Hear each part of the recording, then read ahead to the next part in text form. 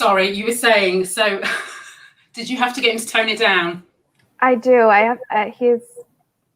He's full of opinions. Not all of them popular. Many of them not. And we have to walk a fine line of pushing and still creating a big tent of a bunch of different kinds of folks that are involved in the work. And so, like, let's walk that back just a tiny bit. No, that's great. I have to say, though, I did. So when I was sent it, it was actually my mum who sent me the link. She was like, you need to read this. I think, was it November? I'm not sure when I reached out to you, David, but at the time, you know, when you have your like good moments, I'm like, yeah. And then other times I do think to myself, why do I do this? Do you know what I mean? Like I could be doing anything else that doesn't, you know, where I don't get attacked and don't get to do this. So I was feeling quite sorry for myself in that moment. So, and then my mum was like, I'll make you feel better. Let me just send you the link to this article. I was like, thanks, Mum. But it did make me feel better. And then later on, she said, so did you read it? What did you think? I said, well, I just sent David a video to see if he's going to jump on a live with me. So, you know, I was clearly impressed.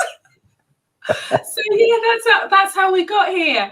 So, David, I'm going to ask you this question. What did you think when you saw the email from me? Because it's not a usual email, is it really? That's true. So in some ways, of course, you know, we feel honored. In other ways, the first thing is we check, like, is this real? What is this? Like, who's Shireen? What is this something we want to do? But I think pretty quickly we were able to dig and like, okay, she's real. This is a real conversation.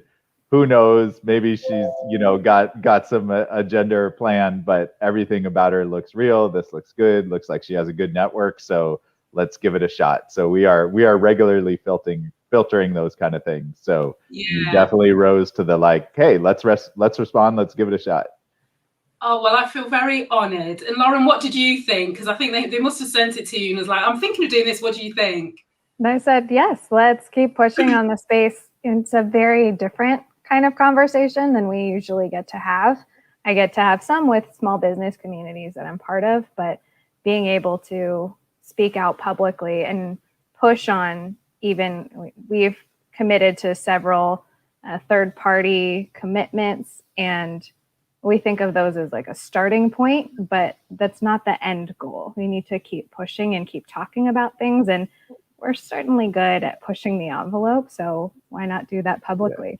And I love conversations where I don't have to filter. So I was like, this one, we could say what we want. We don't have, whoever's in the audience, enjoy it. That, you know. Yeah, that's perfect. Mm-hmm. Perfect. So and listen, you go. I've seen your conversation responding to British supermarkets that were doing a terrible job of jumping into the conversation about race. And I'd seen some of that from conversations that I follow on social media. And it was really heartening for me to see this is a global conversation. It's not just in the US. It is an entire system of valuing people based on their race that we need to take it apart piece by piece and hold people accountable to that. So I appreciated seeing Shireen's conversation about, well, I don't remember names of supermarkets I've never been to in another country, but some quite big ones. Yes. Yes. Yeah. No, it was an interesting weekend. Unfortunately, the video was trending, so it was the first page of Google search when you typed in the names of the. Yeah. So clearly, I wasn't popular for that few days. But you know what? It had to be said. It had to be said. It had to be said. So just in case everyone's probably thinking, oh no, we've missed like the whole conversation. I thought she said we were starting at 5. No, we just started talking. So I will do an official welcome and open. So thank you everybody for tuning in. I know you've seen, this is like the second time you've seen me this week on a live, but I do less video now because I do more live. So hopefully I've not overstayed my welcome. So really, really pleased to have David and Lauren from Mission Driven Finance join me to just talk about their honest and open views on not only anti-racism, but where they got started. I shared when I said I was going to do this live, the impetus for me doing it was probably twofold. So one is I connected with David last year in, I think, like November or December. I can't remember when I slid into his email. I actually emailed him with a little video. I said, "Hi David, just read your blog. Would you like to come and talk?" So literally that's what I did. But also what's been apparent kind of since then and in the new year is that there is a massive vacuum in open, accessible conversations about racism, about what leadership teams can do, what organizations can do from, if I'm honest, the people who have direct control and power over how fast or slow their organizations get with the program, as I like to say. So I know you've heard a lot from me as I've recorded well over 140 odd videos on this very subject. So I thought I'll just mute my voice a little bit. But it would be great to kind of talk to who I think is some progressive, CEOs, co-founders, C-suite individuals of a variety of industries who, in my view, are demonstrating moral courage. I think that's the overarching thing for me with this work and what we've got to do. It isn't about who's perfect. It isn't about who's nailed it. It isn't about who's getting public accolade in this. It's about who's got moral courage to do some introspective reflection and then go, do you know what? This is not right. This is not good enough. And we're going to be part of the solution. I want to be part of the solution. So that's the kind of context for why I'm having more of these conversations, because you will see me do more of them throughout this year. And specifically, I came across David's blog and noticed that there was a swear word in the second sentence. So as soon as I saw that, I thought, right then, I need to be reading this. And who is this guy that like swears almost as much as I do? So I was like, we've got to talk. And just to see the honesty, the not sitting on the fence, if I'm honest, in terms of, David, and obviously it's your article, so I'm telling you about your article, which probably sounds very strange, but, not sitting on the fence and, probably using the word privilege about 6 times and then putting it in bold, which I thought was hilarious. So privilege, and I just thought, who is this individual? And also, you wrote this in July. So it was really, so in my view, that was really early in comparison. Like some people are still catching up now, but you wrote that very early on when there wasn't a lot of people who were individually talking about the subject from a leadership position. They were all doing it behind their public anti-racism statements. And so everyone was doing I stand in solidarity, Black Fist, hashtag, all of that jazz. And then, so when I came across your article, it was a bit like, it's night and day in comparison to what else was happening in an organizational sense. And then the second thing, what I really loved is how collegiate you were in the way that you wrote the article. So you talked about people within the team. Obviously, he talked about you, Lauren, and the impact of not only you in this space, but also how you've helped the business's co-founders to kind of equal. And I just thought, I've just got to talk to you guys. And so here we are. Here we are. Very excited. So before we jump in, because I've got like 50 million questions, so I'll just be quiet for a little minute. Lauren, do you want to start and just kind of give people a little bit of who are you? What do you do? You as Lauren, Mission Driven Finance, and David, you jump in and just tell people the story about who you are, I guess. Sure. So I'm Lauren Grattan, and I'm co-founder and chief community officer of Mission Driven Finance, an impact investment firm based in San Diego, California. And I came to this work not as a financial professional. I grew up mixed race in Hawaii. I'm Irish, Chinese, and Native Hawaiian. And that was wonderful. And I was really privileged to grow up with a ton of my cultural values and a very big melting pot of folks. And then I graduated from college in New York with a degree in philosophy during a prior recession. Really, really fun to have a bachelor's in philosophy in a recession. But then I always knew I was going to work in social change. I worked as a nonprofit fundraiser for close to a decade and worked in the system of philanthropy, realized this is good. There's a great impulse to support people, and the system is full of very bizarre power dynamics, and we need to activate more money for social change than what we're giving away. We need to use all the tools in the toolbox.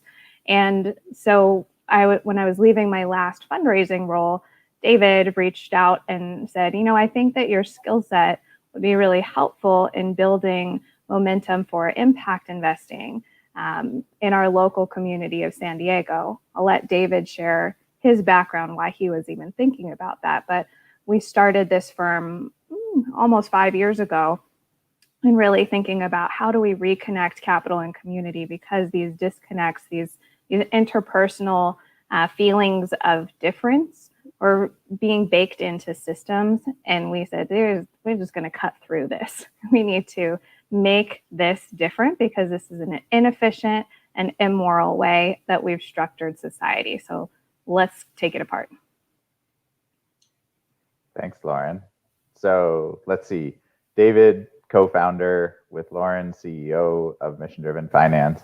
I got started in this career doing traditional investment management for family office types, others. Often was lucky enough that the money I was managing was inside a charitable foundation of some sort, but I didn't have anything to do with giving it away. But at least I could feel a little bit better that I wasn't just making a rich guy richer all the time, that the money we were making was going to do good. But it was still traditional investment management, traditional asset allocation, nothing around really how the money that was being invested was doing good in the world. At the same time, I was volunteering my life away, sort of the nights and weekends, other things with philanthropic organizations, community organizations, nonprofits, others, looking for different ways. That's how I was in some ways satisfying my entrepreneurial bent, and others of love working with startups, community orgs, other sorts of things. And a couple things. One, kept seeing this massive disconnect between the good work going on in communities and the capital allocators, whether family office, philanthropy, otherwise, saying, we want to support these things, we want to do good, and the money is just not moving. It just doesn't happen. And really started getting, frankly, even at the point, so I was chair of our local regional association of grant makers at the time, so heavy involved in the philanthropic world, working with many others. And I'm sitting there in the philanthropic world and saying, this just isn't working. Whatever you all are saying, whatever you all are planning, you're talking about changing education, solving homelessness, climate change, other sorts of things. Well, look at what's been going on for 50 years. Philanthropy's been doing this. It hasn't moved. We haven't moved the needle on closing racial wealth gaps. We haven't moved the needle on education. We haven't moved the needle on health. It's not happening. And so whatever you've been doing, it's not working. And if we're not really willing to say it's got to change, then then nothing changes. So how do we start pushing on that? And at the same time, I think there was still this, everything with philanthropy, government, investment is about control. We're seeing it these days with the GameStop stuff and all the craziness of, wait, we controlled the money. Wait, maybe we don't control the money. And so philanthropy is always been this ivory tower, this silo, like we control, come beg for what you want, and we may bestow our gifts on you. But that's not it. And at the same time, we're getting this, as impact investing in that world was starting picking up, getting this movement of people saying, A, there's different ways of moving capital than what's been happening. And B, I want to do something with my money that's different than what Wall Street has been telling me to do for the last decades, centuries. And so we said, but there aren't really good mechanisms in place. And that's where we started looking for, to say, if we want, as Lauren said, to reconnect capital and community, we need different structures, different people, more people that don't look like me otherwise, that can actually find different ways of moving capital into community. Because if it's more of the same, it's not going to happen. Can you take me back to July 2020 when you were starting to, it's like anything, when you do these things all right, it's not like you sit here and plan it for 2 weeks and go, I'm going to write an article, because I feel like, I know it doesn't happen like that. But can you just help everyone else understand where your head was at, and then maybe the conversation that you and Lauren had before it then morphed into this article, and then we can kind of go from there. Sure. So in part, I mean, our whole team, we're obviously heavily paying attention to what was going on with the Black Lives Matter, the anti-racist. We had multiple team discussions, that sort of thing. But as you might have heard, I get frustrated with the system sometimes. And we kept seeing all the, all these solidarity posts, all these, changing your background to Black, all this sort of stuff. And okay, great. And we had lots of debates of, well, as a company who certainly cares about this and has been in this space, it's part of why we built the company. We can't do nothing. But at the same time, we kept saying, but we don't want to just do the same thing that all the hypocrites are doing, especially in the financial industry that we look at, right? That all of them are posting this stuff and saying, look at what we're doing here, but don't pay attention to what we're doing over here. We said, so what is our voice? So frankly, we had push, a lot of people were doing it in April, May, June, and we said, we don't have anything we're adding to this conversation at this point. So we're just going to keep doing the good work we do and keep talking about the good work we do. But then seeing more of that hypocrisy, more of the praise being heaped on some of these corporations for doing things that were not really doing anything or not really changing the system, is where we started thinking about, or I did. And I think, like you said, it wasn't this big plan thing of we're going to put out a post in July. Let's put everything on the board and figure out what we're going to say. I think it was more one of those days walking the dogs where I started thinking, well, what can I do with my voice that might add to the conversation? And also something we'd been wrestling with for years, really, as a firm in this space. And I continually ask myself, what's my role as a white man in this fight, right? Sometimes, and we have lots of discussions, it's to listen, to be an ally, to be quiet, to support. You even asked, like, what did we think when we got your original email? And we often debate, should it be my voice, right? Or is this the time where I should be giving somebody else the opportunity who doesn't look like me to have voice? So when is the right time to take a role as a white man and when is not, and to step back? And I think we're continually wrestling with that, right? Or at least I should say I don't want to hoist on others, is what's my role in this fight? What's our role in this fight? And so I started thinking, well, maybe talking about that is the right answer, right? That's our space to talk about. So talk to our colleagues, team members, particularly I think started with the conversation with Louise, a wonderful Black woman who's one of our community finance fellows on our team, just, talking about that. What's our role? What's my role? And getting some of that thing, those thoughts, which is part of what triggered the dialogue to say, okay, I can really write. So then, of course, I put down a bunch of stuff on paper with a whole lot of swear words and a lot of frustration and anger and things that don't seem like it has any flow or context or all these other things to it. And then I say, hey, Lauren, should we do anything with this? And then Lauren says, okay, well, we can make it something. And then she and the team took it somewhere that we felt pretty good about. Yeah. If I may drop the first swear word of this live, David's first thoughts are, why are these people getting all this praise? Andreessen Horowitz ain't shit. Like, what is this? You are reinforcing power dynamics. Why is this getting celebrated? We've been doing the work. We have been, our founding was to focus on inclusive economic opportunity. We haven't been out there like pushing on narrative, but we are doing all of these pieces behind the scenes, and like they get press for doing garbage. And so that was really his original emotion. I was like, okay, I hear you and I agree. Also, then what do we do? How do we paint the picture? Because so often what we find in privileged, mostly white rooms is that folks are asking for concrete actions, concrete steps that they can take. And they're like, I need a path that I can follow because I have not maybe leaned into imagining what a world without race-based values or gender-based or any kind of structural value system looks like. So I need somebody else to show me what could this look like. And I said, okay, let's bring it back to what are tangible, concrete commitments that we can make that aren't just painting Black Lives Matter over the street or, you know, other things like that. I'm like, we don't need a $20 bill with Harriet Tubman on it. We need to have deep systemic change. And what does that look like? What does that look like when it's being pervasive through everything in our lived experience? And I think that's where, like, clearly you're speaking my language. So I'm like, yes. Because most of the conversations, and you're absolutely right about the performative element. So, you know, and I can only talk for myself. So, you know, other people may disagree.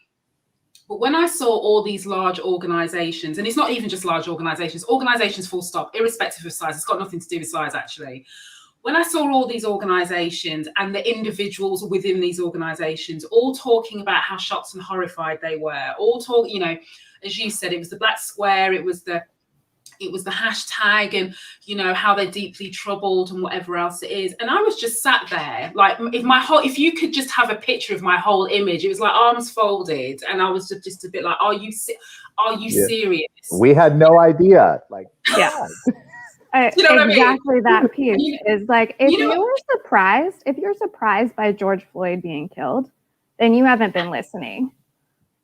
Right. So it's like, that's the bit. So I was a bit like, it was, and therefore, you know, and I know there's like, I get the fact that if you're not used to seeing the world in a particular way, then, you know, it's some things genuinely can be a shock. However, if you're in the world of business, just around you, you will notice things that would make you question. The example that I always use is I worked a lot in London. I'm not from London originally, so grew up north, but I worked a lot in London. And like something like 43% of the population in London is multicultural. It's global majority, as I call it, not ethnic minorities. So it's global majority. But when you step into the organizations, how am I the only Black person? How is there only one Asian person or one other that they can't remember the ethnicity because they're trying to find the visual cues? And so when all of this stuff with George Floyd and the protests, that shock about we've never thought about it, I'm a little bit like, but you step outside of your office and you see all the difference of people around you, and you've never thought, why do we not have this in our organization? So it's interesting that your frustration and just like calling time on the bullshit, if I'm honest, is exactly how I felt. And I think that riled me up even more than, to some extent, the silence. The silence was really annoying, but then those people like, quick, we've got to go with something. I just thought, what are you doing?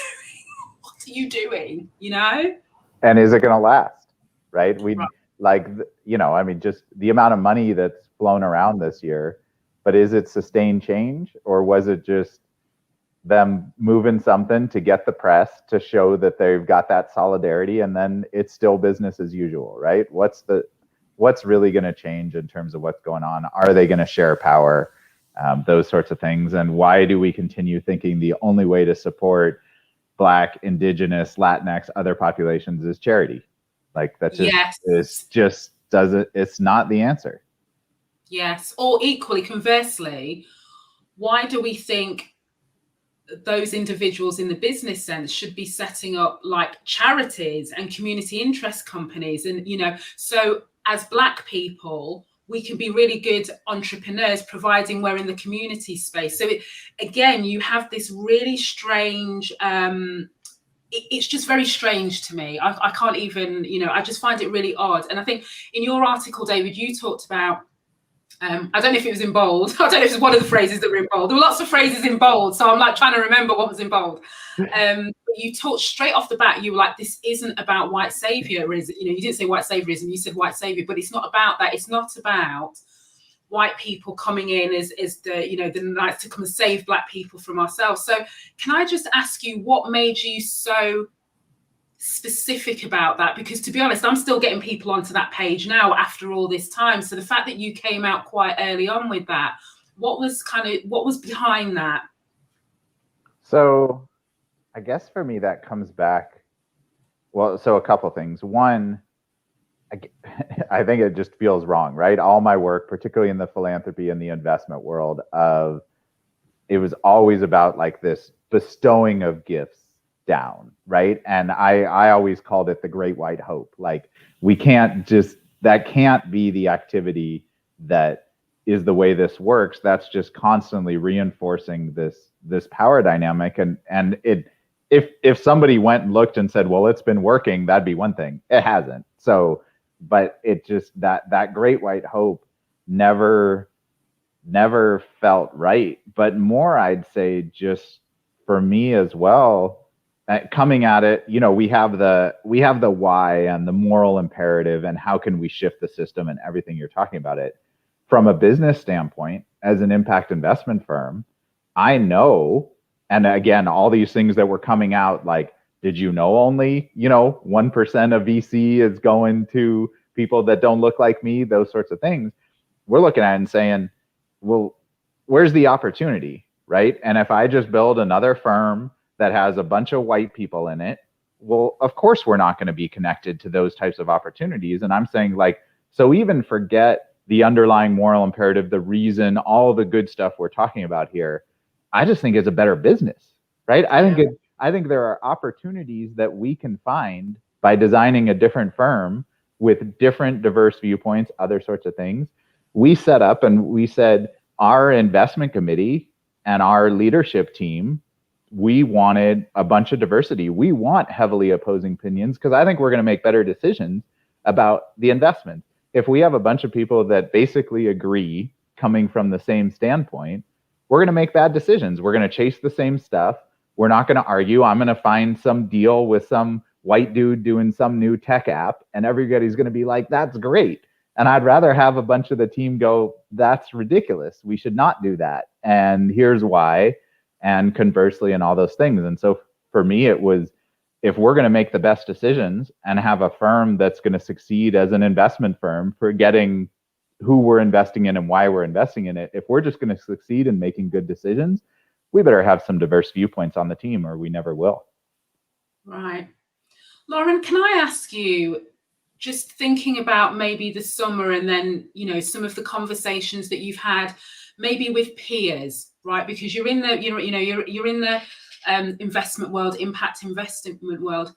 What other conversations are people having? And I guess, what have your views been on those conversations? It doesn't necessarily have to be a negative thing, but I'm just interested in, because you guys are clearly on the more progressive side. And I don't mean necessarily in terms of your actions, but the confidence, the assertiveness, and the I don't give a shit scale. Can I say that? Absolutely. Do you know what I mean? Clearly not everyone is there. So just where have your peers and your contemporaries been in this space, and what sort of conversations have they been having? We're so fortunate that I think to have a ton of peers and friends in the space, and we're extremely collaborative. And I think building off where David was going, this isn't new, right? We've been doing this work as mission-driven finance for 5 years.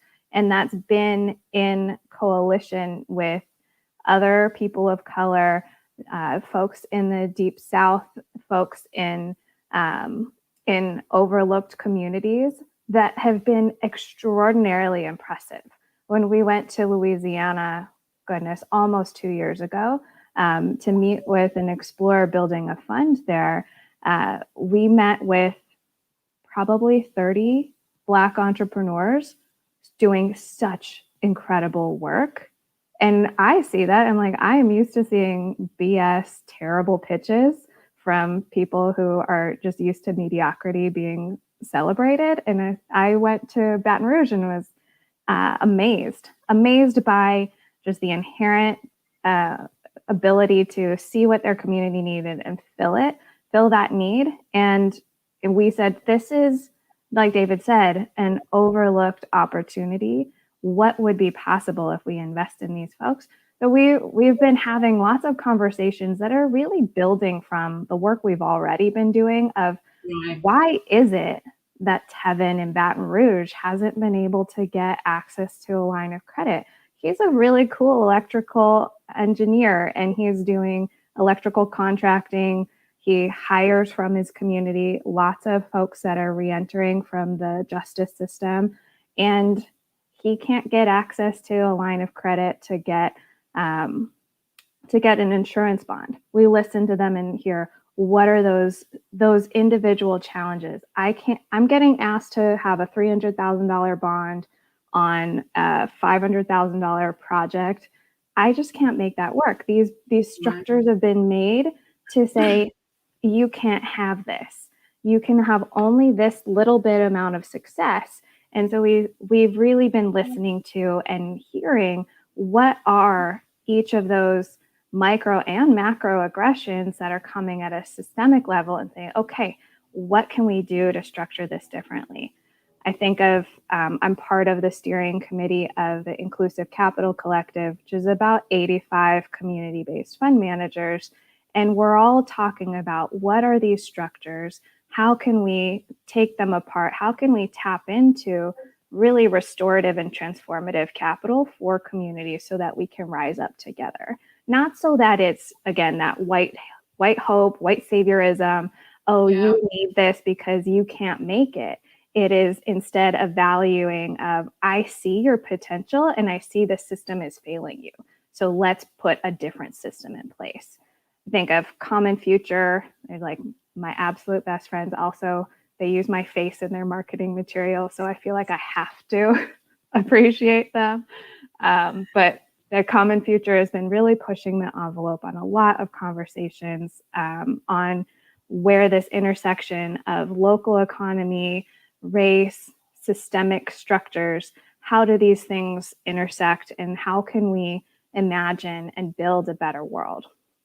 And I think with that, unless you wanted to follow up, is that like we had a lot of conversations and early about that aspect of not giving a shit, right? It's why I love conversations like this and unfiltered, and doing it is even early. Wonderful friend who runs a PR firm that we were working with, and she was coaching us on how do we get up in front of a room and sort of toe the line and be centrist and be in the middle, because you don't want to piss anybody off, right? That's too risky. And I kept seeing, and I think coming at this again back from the philanthropy world and what's our role, how do we use our voice, is we're seeing more and more the shift where not taking a position means you have no followers, right? Like that. Now, are we ending up in a more polarized society? I think we're seeing that, but we're also seeing saying nothing is not okay. Now we have to balance that saying nothing with the stuff, like we said, the performative, the hypocrisy, that sort of thing. But you position I love framing from one of our friends at the Heron Foundation, who says you really only have two types of assets or things you're doing: examined and unexamined. You can decide later whether it's good or bad, but you have to acknowledge, am I looking or not looking? Like, if I was doing a follow-up piece to this one, it'd be, look at what's going on today. Your money at Schwab and your money at Blackstone have supported the biggest Trump supporters in the whole thing. So if you believe in that, great. If you don't, is that where you want your money to be working?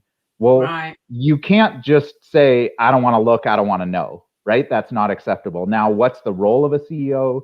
Should they be front and center? Like, that's one of the big debates, right? Should a company be taking political positions? Like, huge debate, and I don't even want to say that I have an answer to it, but not acknowledging, not taking a position, not looking at it is not acceptable, right? So we have to decide what in that is there. And I think that's where we say, when we come back to you, like said, and we look at it and say, what's our role? What's my role as a white man? Like, when do we use our voice? And part of it, we said, well, it should be having access to rooms that I get access to and deciding to not give a shit, right? That that I have the opportunity to be on stage in certain places and talking to people and things, and to push back, right? I have one example, have a wonderful friend, mentor in the investment space, been involved for a long time, good guy, older white guy running a good firm, massively philanthropic, but still that traditional huge 2-bucket thinking. I make money over here, don't care how I make money, and then I give it away and do a lot of good helping people. Very well aligned. He brought me an investment deal that looked good type of company, something I knew, a company that was actually doing good work. And I started thinking, oh, I'd look at this one. Pulled up the webpage, leadership team, all dudes. There were some dudes that didn't look like me, but all dudes. And I told him, I can't do this. Like, and we had a debate, and he was like, why should that matter? Right? Why are you telling me that there's no woman on the team? And I said, that you can't do this deal. And I said, I think it's just a sign that somewhere in there's bad judgment. I'm not telling you this company's bad. I'm not telling you I don't know, but I don't think they're going to make the best decisions. There's something underlying going on why they haven't hired a woman. I don't know what it is, but I don't want to be involved, right? I can't make a bet on the long-term thing of this company because there's a reason that's happened, good or bad, intentional or not intentional, like, but I'm not going to do it. And he was a bit frustrated, right? It did not compute from his world of why that could be a lens when everything else about the company looked like a great investment. And so I put that's the role, right? That's where that I get the opportunity to push back in a space like that with other investors that others might not. And how do we do that and not give a shit about it, right? What's the worst that can happen? So yeah. And I always think of, I did a series of conversations over the summer and fall on alternative term sheets, really dry, really attracts a very white male audience. And I said, like, haha, I tricked you. You think you're coming to talk about the actual what's on this and what's the structure, and I'm going to talk to you about power dynamics. And really tricking folks into the conversation and making them question things that they hadn't already, right? The conversation David's mentioning about looking at an investment, like, you think you're going to be talking just at this level, but we're going to take you a level deeper and talk about why those assumptions that you have not examined are actually going to have a ripple effect into the economics. So I'm going to ask, so I've been trying to loosely keep an eye on the conversation in here in the comments, because I do my best, because I'm like, there's so much I want to say. I'm like, yes, Lauren, but there's a common thread in here, and I know it comes up pretty much in some way, shape or form with every single live that I do. And I'm thinking about people who are employees. And I would say not only just because they're either, people of color or they're Black, or I would just say people who care. It's not about skin color. These are about people who care. And they cannot get their leadership teams to engage with this. So all the things that you were saying, David, that they shouldn't do, they're basically doing this. So, head down, let's not pretend, let's not talk about it because it doesn't affect us. We don't make our money. It's got nothing, how we make our money, the service, the products that we offer have got nothing to do with what's going on in politics. Race is seen as politics. I guess there's two bits, and I'd be interested in both of your answers because I know it's going to be slightly different in terms of approach, right? But what advice would you give to those employees who were trying to push? So that's question number one. And then question number two is, what advice would you give to the leadership teams who were going, I can't hear you? You want to go first, Lauren? You want me to? I want you to. I want to noodle on that for a minute. Cool. I think I'll start with the leadership teams because I guess I consider it simple relatively. That's just short-termism, right? And if you want to build things that are going to last, that are going to succeed, then you have, even if you don't believe in this movement, let's just say like you think BLM is crazy, right? It is happening. So if you want it to happen, I think of it like I knew a company in the oil space.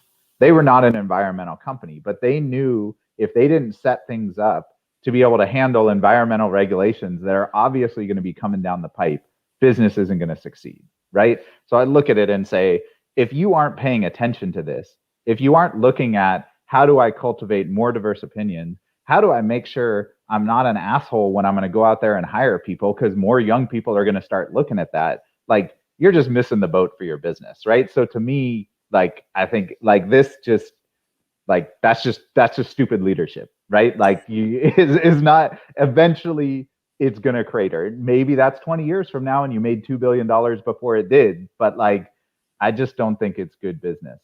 For team members, I don't know. I mean, that's tough. I mean, I've been there to some degree without any form of the racist attitudes or anything like that. But when you're not comfortable with what's going on at leadership level, and what do you do about that, right? And then your decision is, my role is to fight, and I'm going to stay inside and do what I can to try and force the change. And you see that at, we get the headlines from the big temp companies, minority of employees. I don't mean minorities, but like some small set is trying to push, right? And is that the battle you want to have? Or do you want to go work somewhere else and, push with a supportive leadership team? And like, I don't know if there's a good answer. I think that's an individual decision of just where do you want to fight, right? I do think change in companies can be made from the inside, but doesn't mean it's going to be fun to be an employee. And I guess I look at that from the standpoint of, if there's not an opening to push, I don't know what you do, right? I think of it like, from this space of cultivating audiences and having conversations and that sort of thing. Like, when you got the extreme poles, there's people in the middle that you can shift, right? That like are like, okay, like, maybe somebody listening to this conversation, I know as a leader I should do something, but I don't know what to do. That's the conversation to have, right? Right. And that we can, and you can make move. A leader that's like, absolutely not, who cares, what's wrong with being like, the odds of shifting that one, I don't know. So I go, is that where you want to put your life fighting, right? Or can you go work somewhere where maybe there is room to shift something? And yeah, I don't know. I think I'll stop there. Go ahead. Yeah, no, that's cool. Lauren, just before you jump in, I just want to say, connected to that point, that's really interesting, because what you've done is basically paraphrased in a really good way what I always say is like kind of my advice. And it's also the advice that I take when I decide who I'm going to support in this space, because you have two groups of people. And exactly as you said, there are those who want to do something, but they don't know how.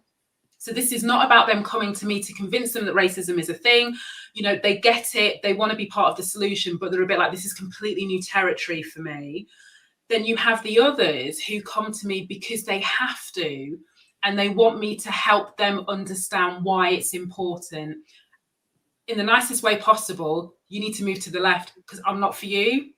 And it's that same sort of thing. So from an employee perspective, I'm not saying it's as clear cut as that, but sometimes you want to think about how much is it due to not knowing the how. So that's the open door you can push on, versus, bloody hell, we've got to do something about it. But, you still got to convince me that it's worth my time, energy, money, investment. I think that's a harder shift to try and, if I'm really honest, I don't know how you do that. I don't even have any advice because I don't even deal with people like that. Do you know what I mean?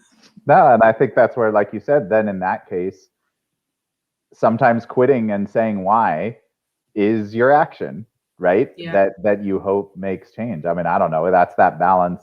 And if I'm using words that Lauren and team have taught me of are we in, where is cancel culture and boycott good, and where does it just go too far, right? There's an element of saying, I just can't do this anymore, I'm not going to support it, that is good, right? And you should do. And maybe that is the way you fight, and just say, I can't work for you. And maybe they realize they're losing good people, right? Yeah. And other times you should stay and make change over 10 or 20 years and shift the entire path of a company. Yeah. And I don't think it's totally cut and dried. There's, right, test it. David talked about our decision processes at Mission Driven Finance, and that we've always built from the get-go and a diverse team of lived, learned, and labored experiences, very different perspectives. And we have some drag out debates.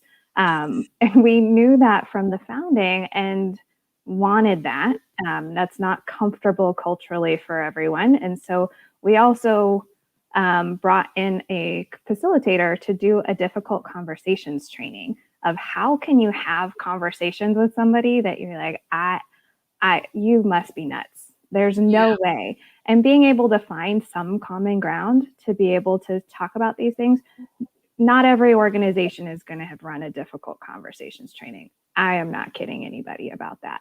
But as employees, you can engage in some of those tools and say, okay, I am having a really hard time. How can I frame what I am feeling, what I am seeing in a way that makes sense for my audience of my boss or the leadership team? And try and make things in usually economic terms, usually in a way that sees a path forward and isn't entirely blaming, right? Like, it's not your fault that you've had 40 years of cultural hegemony that's telling you this. I'm just saying, like, let me open your eyes, right? Being able to find some of that place. If you haven't already been working in a place that has a leadership team, a leadership culture that's supportive and listens to everyone, do what you can to build that muscle of being able to advocate for yourself and to do that with a path forward together. Again, trying to stay away from cancel culture. Actually, back here is Adrienne Marie Brown's book, We Will Not Cancel Us, and Other Dreams of Transformative Futures. Of how can we do this work together? What does it look like to stay in it and to work through the messy? So that's one piece is to empower yourself. But I think what both of you are saying is that other research I've seen, if you as a leadership team think, oh, we're just going to start, we're going to get to an MVP or minimum viable product, and then once we get some traction, we'll think about diversity. No. That is not going to work. Any employees that you try to recruit that have different lived experiences from your own are going to look at your page like how David as an investor looked at your page and said, that ain't for me. There's something that said, I don't value having different voices, and it will be a self-reinforcing cycle. And be mindful that if you want to build, we're a global society. We're having a conversation across the pond. That's what this future is. And so you need to just accept that we are going to have a whole bunch of different kinds of folks, and you're going to need to be able to work together. So, it's short-sighted, as David was saying, to just like put your fingers in your ears. You need to figure out how to do this and truly value diversity as a strength. Can I put Lauren on the spot? Because I have a question. Is that okay?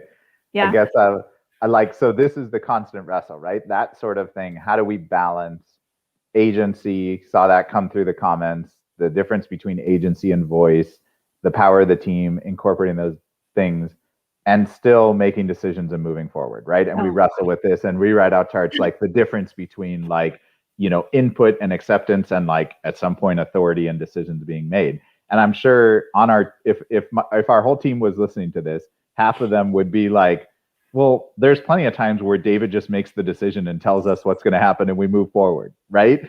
And and then there's other times where we have a full discussion and team makes a decision, or people do it on themselves or make the decisions themselves and move forward, and we try and create those opportunities. But I think that, I guess I'm asking Lauren, like, how do we balance when that decision authority, as much as we try and create flat and inclusive structures, some things just end up being top down, or people push and they've been trying something and we say no for 2 years and they're getting frustrated before we finally say yes, because for whatever reason.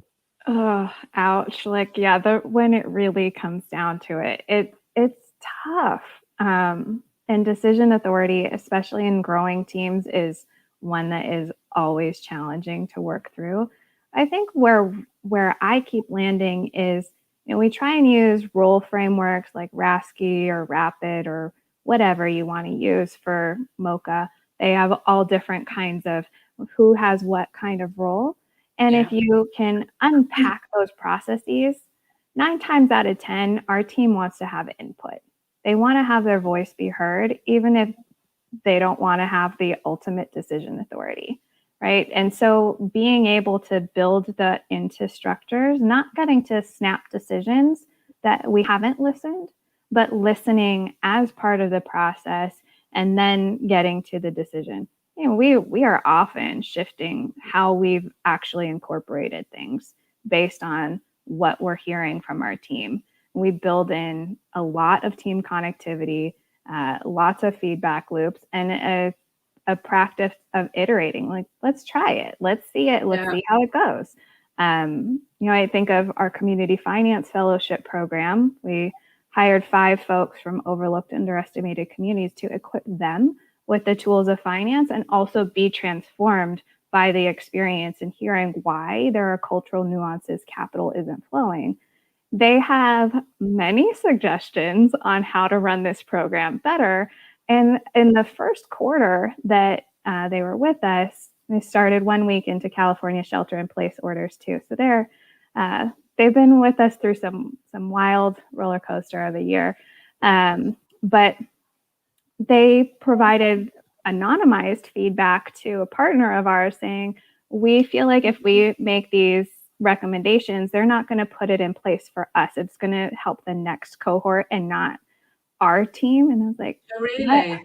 What have we done that says I don't make that change immediately? Like, I heard from you last week on a Friday and we changed our team meeting structure on Monday. Being able to make sure that folks feel like their voice is heard and do that by putting those actions into place and to naming them so that they can hear it again. I made this change because I heard you. I hear that this is frustrating and we're committed to making that action. Doing that even at the smallest level is building trust so that when you get to the big stuff, you can have those juicy conversations. Yeah, and I think, do you know what? That is so true. And if you think about, well, it's not even you think about it, I will know this, and I have the stories and I have the screenshots and all the rest of it, is there are so many Black colleagues in organisations at this moment in time of all shapes and sizes who fundamentally feel like their voices are not heard. Do you know what I mean? And I think just so that kind of iterative process that you talked about, Lauren, and the start small, right? So it's not about thinking that everything the team wants, the team gets. Do you know what I mean? It's like anarchy, oh yeah, because they've said. But you have to show that you're listening, and because it's the only way, because when it does come to the big stuff, or when it comes to some real issues within the business that maybe you can't see because you're here doing all of this stuff, you need to know that they feel safe enough, empowered enough, confident enough to be able to come to you and say, listen, because we all know there's all sorts of skeletons within. I'm not saying you have skeletons, but there's all sorts of things that happen. And then you find out, meaning leadership teams find out when it hits the press and when it's this. And so I always think, what is the culture that you have that you didn't know this? Back to this point, like how is that? So, but you have to start with little things to build up, because you can't just say to people like, yeah, like, talk to me, I hear you, and then you do nothing with it time and time again. And I think that's what we're seeing with the racial equity piece and the anti-racism is you've got to be specific, you've got to call it for what it is, and you've got to acknowledge the fact that you're not going to have all the answers, but you've still got to go and do something anyway, because nobody's expecting you to come with the blueprint, but they just want you to listen and to do something about it. And I think it sounds really basic, doesn't it? But honestly, I think that companies can make a lot of inroads and leaders can make a lot of inroads if they just mission before ego, not to nick the phrase from your company name, but yeah. And I think I guess I'd even say more than listening, it's how do we create the trust and safety, right? The trust between. So not just listening, but that I actually trust that it's valid. And it's certainly not easy, right? And everybody's got a job and trying to collect a paycheck. And depending on your risk tolerance, back to that we have more than others. I understand there's employees like, I'm sure there's times where they've been sitting in a meeting wanting to call me out on my bullshit. And are they going to when that could mean No, they come that tell me afterwards. they come tell you. But that's the point, right? Like, but that's exactly what you're saying, Shireen, is like, we can do all this. We can try. I can try everything to say I've got open door policy. Like, let's talk, to create an environment where in any meeting, and I think that's where we look at, yes, decisions have to get made. Yes, there's some structure. Yes, there's people that are your supervisor or boss or whatever. But when we're in a meeting having a conversation, anybody at any level should be able to bring up any point about it, call others on bullshit, whether it's around racist stuff, just how the business is working, whatever it is, right? We want to hear all voices. It still doesn't mean that's always going to happen, right? And Lauren will even tell me, like, I'm sure there's times where people haven't spoken up. And part of that's personalities of when am I comfortable talking in a big Zoom meeting and when do I need to do something one-on-one? But so how do we create that? And it's not, I don't know. I mean, I don't know if there's a good answer other than like, we keep trying to do it. But I know there's times where we're not hearing things from the team. And then to your point, like, I hope it doesn't get to the point where it's the press, like you said, but you hear some grumbling where people talk to each other and it's like, okay, well, what environment did I not create that made them comfortable even going to Lauren and not to me, right? Like how can I change? What can we do? And don't always have the answers other than like keep iterating, keep trying to reinforce that we want to hear those elements and that we trust the opinions, right? Or we trust the voice, not just that like, yeah, I heard you. Thank you for speaking up, right? There's some too of like very tactical things. I mentioned like hearing a feedback on a Friday, having how some of our meetings were structured, and then changing it for our team meetings that happen on Monday. Those small pieces that we learned and heard it's really hard to speak up.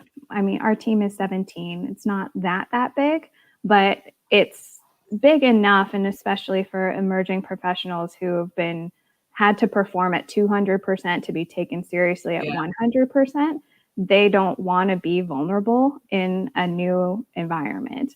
And so having ways that we can take those structures apart, make them less scary. We use Zoom breakout rooms, right? So you have smaller groups. You don't have to say it in front of, the big boss, but you can maybe say it in front of like a little boss or somebody that's in a different part of the company that may feel more psychological safety in raising those concerns up the chain or walking through and talking about it with you. And then another is it's actually been a blessing that being remote and being virtual, using virtual tools for collaboration that allow for some anonymizing. We use Google Jamboard and Miro, these like online whiteboarding tools. But we'll just like throw ideas out there. It's not tied to you. Just like when you were in an in-person facilitation, you were given sticky notes.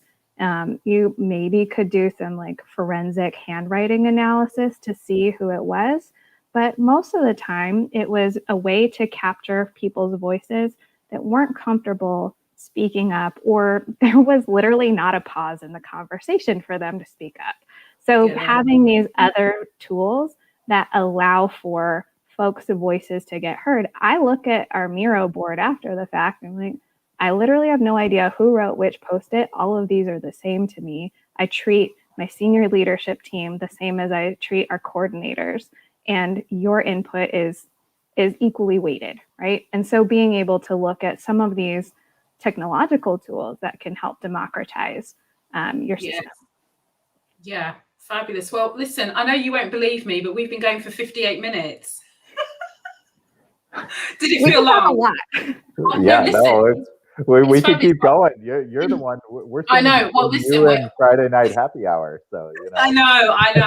Although I am known for going well over time, but because it's Friday, I'm very conscious not to do that. But before I close off, I'm going to start with you, Lauren. If you had to give one bit of advice to a CEO who's even after listening to this whole session is still thinking, I'm still not sure if I want to get into this whole kind of equity, anti-racism thing, what would you say? Come with me to a meeting and listen to the brilliance of our Black, Indigenous, people of color friends. hear how amazing they are and see if that's still true after being in a conversation with these amazing community fund managers. Okay. David, what would you say? Without swearing.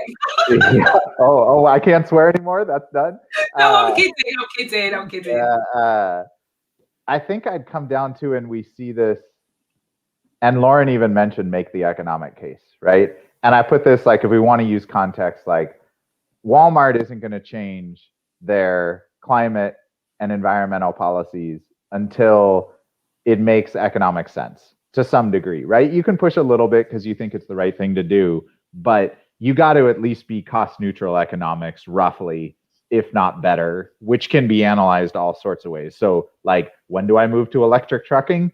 When it works, right? Or I can see long-term fuel savings if I'm simplifying, whatever that is. And so I look at it and I think I come back to that.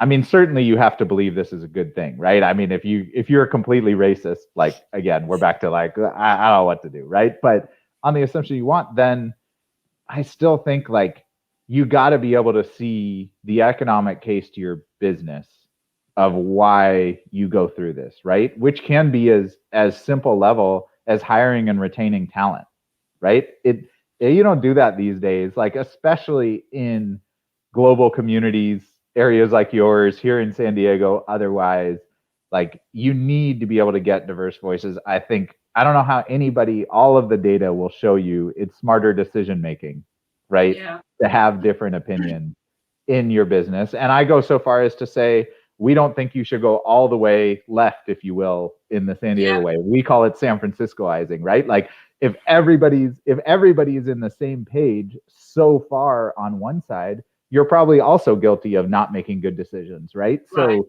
the point being just like embracing that diversity is going to make your business stronger through talent retention, through decision making. It's going to be an economic benefit. Are you going to be able to measure this straight line of like, we did this in a meeting and we made more money next year? No, but I think just accepting that there's economic power in diversity is, to me, just like you got to open your mind to that, and then you can do a lot.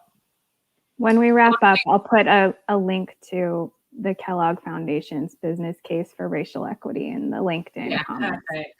Perfect. I have seen that.